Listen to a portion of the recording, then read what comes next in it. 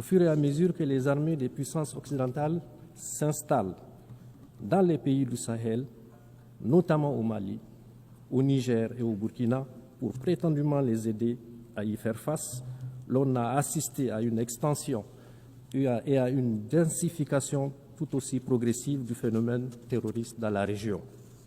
La corrélation est évidente. Enfin, il est tout aussi admis comme une vérité indiscutable que non seulement les vrais et principaux chefs terroristes ne sont pas originaires de notre espace sahélien, mais également ils disposent de moyens logistiques importants,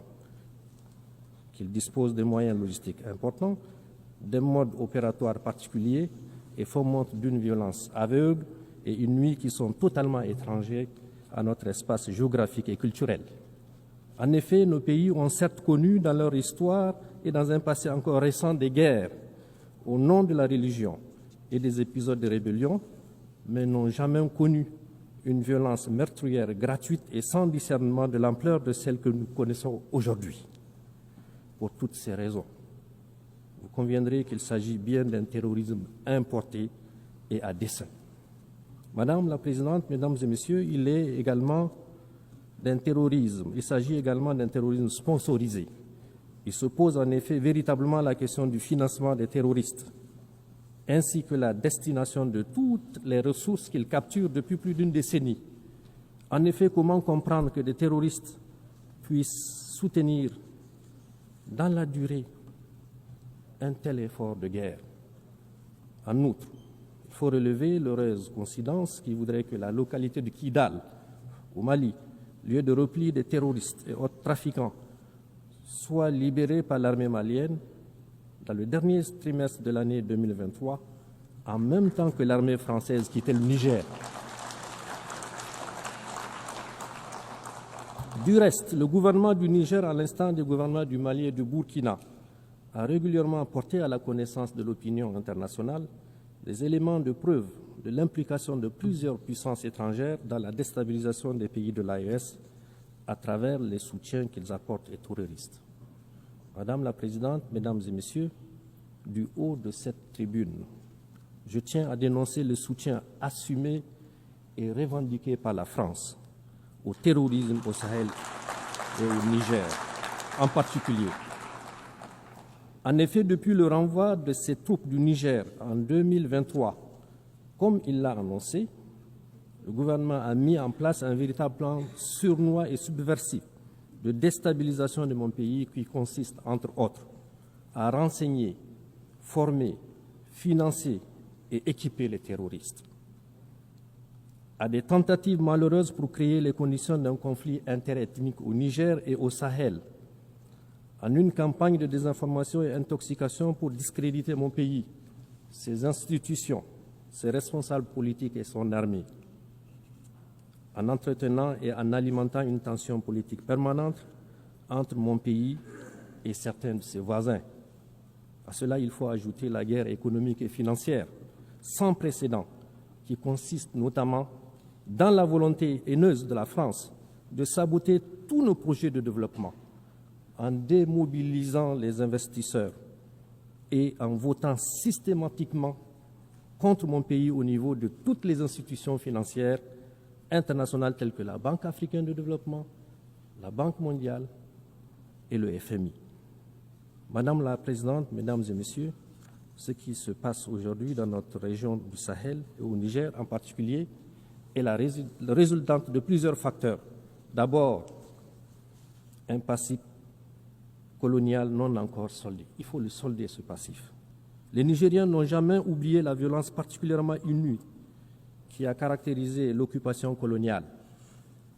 La tristement célèbre mission Voulé et Chanoine et d'autres expéditions militaires encore se sont distinguées par la mort et la torture à grande échelle qu'elles ont semées à Terra, il y a quelques années seulement, à Djoundjou, Douchi, Koni, Tessawa et à Zender, où un sultan même a été exécuté.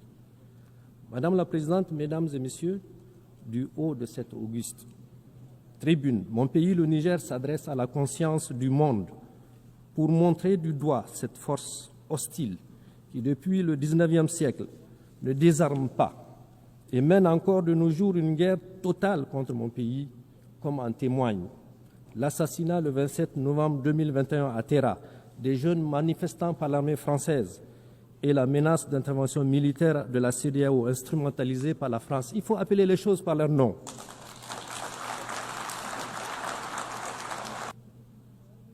Cette tribune m'offre aussi l'occasion de rendre un hommage et d'avoir une pensée pieuse pour tous nos soldats tombés et les civils assassinés par les balles de nos ennemis.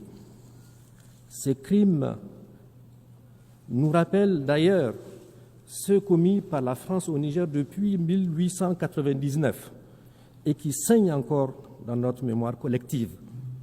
Au nom du droit de l'homme, je parle des victimes innocentes de la mission Afrique centrale, je parle des villes et des villages pillés et incendiés, je parle des carnages de Junju et de Lougou, je parle des villes martyrs de Kouran-Kalgo, où la population a été entièrement exterminée, de Birnukoni, où plus de 7000 morts ont été jetés dans des fosses communes. Je parle au nom des femmes enceintes, éventrées, et des fœtus jetés en pâture aux charognards. Je parle au nom des femmes violées et des fillettes pendues. Je parle au nom des hommes fusillés et des résistants décapités. Au nom de mon pays, le Niger, je demande solennellement à la France de savoir, de faire devoir de mémoire, de faire devoir de mémoire et de reconnaître ces crimes, de reconnaître ces crimes, de reconnaître ces crimes. À ce sujet, d'ailleurs, le général Tchani a mis en place une commission d'experts, d'universitaires et des scientifiques pour étudier cette période sombre de notre histoire et écrire l'histoire véritable de notre pays afin de rétablir les faits, de rétablir la vérité, nous réapproprier notre histoire et de donner à notre grand peuple toute sa dignité.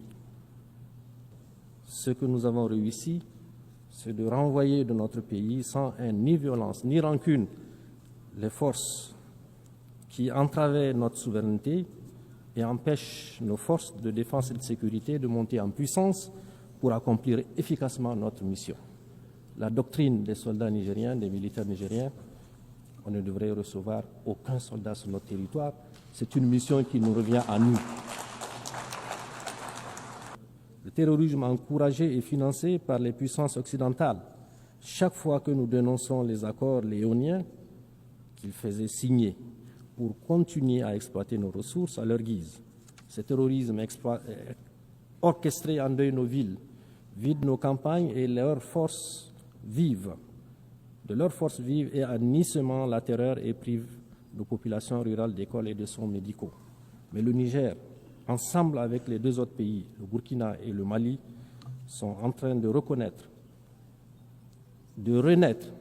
Et la refondation est aujourd'hui en marche, sous l'impulsion de nos trois chefs d'État et par la ferme volonté de son peuple déterminé à prendre en charge son destin. La refondation en cours au Niger n'est pas une rupture avec la communauté internationale, mais l'affirmation solennelle de notre souveraineté, de notre dignité et de notre droit inaliénable à choisir nos partenaires pour le bien-être de nos enfants. Notre priorité absolue demeure donc la sécurité, la lutte contre le terrorisme que nous avons engagé. Nous la faisons pour nous-mêmes, pour notre région, pour la stabilité du monde entier d'ailleurs. Car nous avons compris que nous ne pouvons compter que sur nos propres forces et non sur l'ONU. L'ONU impuissante, gênée par les droits de veto des pays occidentaux. Il faut que l'ONU se reforme.